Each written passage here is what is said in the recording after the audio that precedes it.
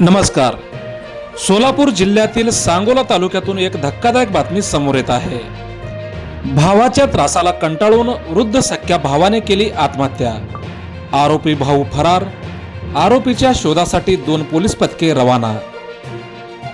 शेतात कब्जा करून सख्या वृद्ध भावाला आत्महत्या करण्यास प्रवृत्त केल्याच्या गुन्ह्यातील विठ्ठल रामा बंडगर भाऊ आणि त्याचा मुलगा सचिन बंडगर पुतण्या दोघे राहणार चिकमहूद तालुका सांगोला हे दोघे गुन्हा दाखल झाल्यानंतर फरार झाले आहेत.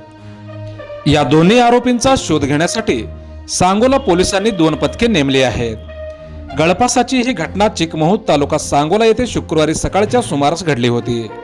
अर्जुन रामा बंडगर वय 65 राहणार चिकमहूद असे आत्महत्या केलेल्या शेतकऱ्याचे नाव आहे. मयत अर्जुन बंडगर यांची गट क्रमांक 1100/1 क असे शेती आहे.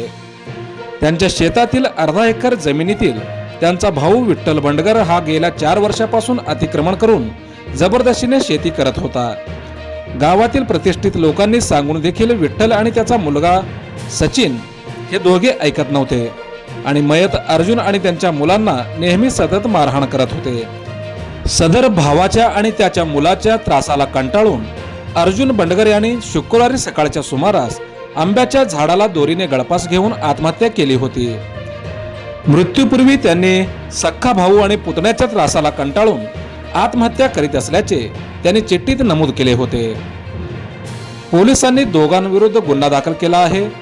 या संदर्भात सहाय्यक पोलीस निरीक्षक वाघे हे गुन्ह्याचा पुढील तपास करत आहेत. मोजक्या, निवडक आणि महत्त्वपूर्ण बातम्या पाहण्यासाठी सबस्क्राईब करा हेलो सोलापूर न्यूज चॅनल. धन्यवाद.